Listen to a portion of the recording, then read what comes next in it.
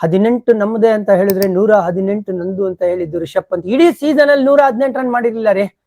ನೆನ್ನೆ ಪಂತ್ ಅವರಿಂದ ಒಂದು ಫಂಟಾಸ್ಟಿಕ್ ಇನ್ನಿಂಗ್ಸ್ ಬಂತು.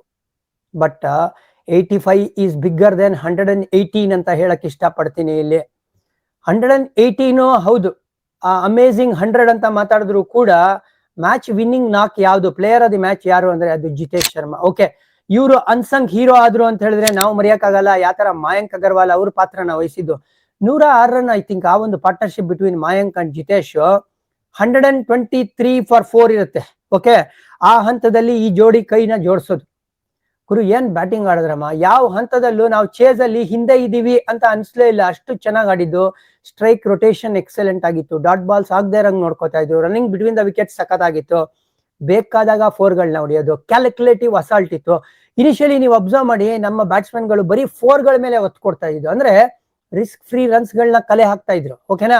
ಅದಾದ್ಮೇಲಿಂದ ಟೋಟಲ್ ಇನ್ನಿಂಗ್ಸ್ ಅಲ್ಲಿ ಕೇವಲ 7-6 ಬರುತ್ತೆ. ಅದರಲ್ಲಿ 6 ಜಿತೇಶ್ ಅವರ ಬ್ಯಾಟ್ ಇಂದಾನೆ ಬರುತ್ತೆ. ಇನಿಷಿಯಲಿ ಬರೀ 4 ಅಲ್ಲಿ ಒತ್ತು ಕೊಡ್ತಾ ಇದ್ರು, ಆಮೇಲೆ ಬರೀ 6 ಅಲ್ಲಿ ಡೀಲ್ ಮಾಡಿದ್ದು.